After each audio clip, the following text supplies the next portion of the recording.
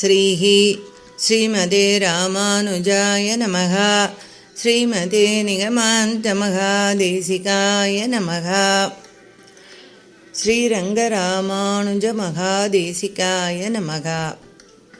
श्रीदेवी महात्म्यं दुर्गा सप्तशती।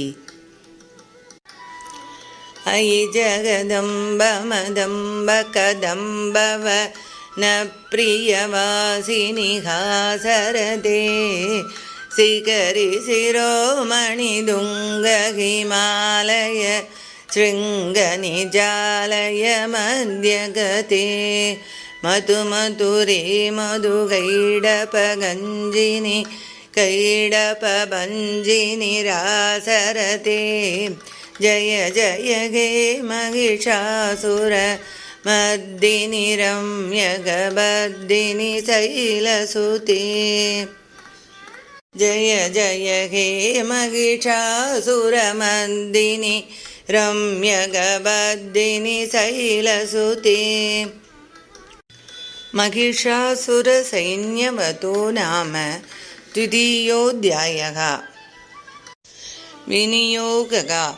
अस्य श्रीमद्यचरित्रस्य विष्णुर्ऋषिः श्रीमहालक्ष्मीर्देवता उष्णिक्छन्दः शाकम्भरीशक्तिः दुर्गाबीजं वायुस्तत्त्वं यजुर्वेदस्वरूपं श्रीमहालक्ष्मीप्रीत्यर्थे मध्यमचरित्रजपे विनियोगः।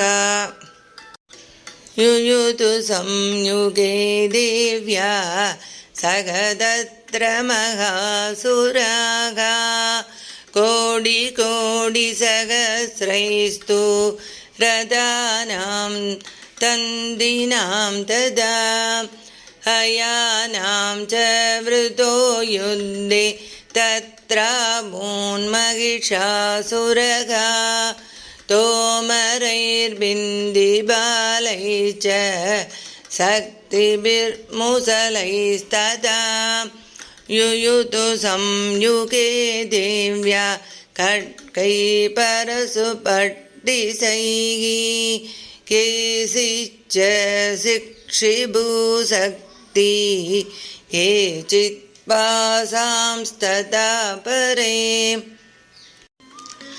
देवीं खड्गप्रहारैस्तु देतां हन्तुं प्रचक्रमुः सापि देवी तदस्तानि शस्त्राण्यस्त्राणि चण्डिका लीलयैव प्रसिच्चेद निजशस्त्रास्त्रवर्षिणी अनायस्तानना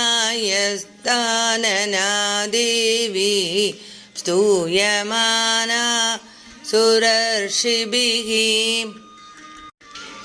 मुमुचासुरदेहेषु शस्त्राण्यस्त्राणि चैश्वरी सोऽभिघृतो दुदसडो देव्या वाहनकेसरी सचारासुरसैन्येषु वनेष्विबहुतासनः निःश्वासान्मुमुचेयां च युध्यमाना रणे अम्बिका तयैव सत्यसम्भूता गणाशतसहस्रशः युयुस्ते परशुभिर्बिन्दिपालशिपट्टिशैः नाशयन्तो सुरगणान् देवी शक्त्युपबृंहिताः अवातयन्तपडगान् गणाः संगांस्तथा परे मृदङ्गां च तदैवान्ये तस्मिन् युद्धमहोत्सवे ततो देवी त्रिशूलेन गतया शक्तिवृष्टिभिः गट्कादिभिश्च सदसो निजगानमघासुरान् पादयामास सैवान्यान् कण्डास्वनविमोहितान् असुरान् भुवि पासेन बद्ध्वा सान्यान् कर्षयद् केचित् विदाग्रदास्दीक्षणैः कट्कपादैस्तदा परे विपोदिता निबातेन गदया भुवि सेरते विमुच्य केचित्रुतिरं मुसलेन प्रसंहताः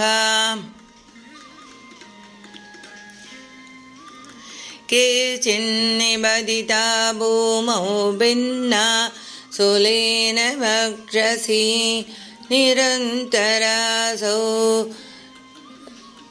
सरौकेन कृता केचित् रणचिरे सेनानुकारिण प्राणान् मुमुसुस्त्रिदशार्तनाः केषाञ्चित् बाहवश्चिन्नाचिन्नग्रीवास्तदा परे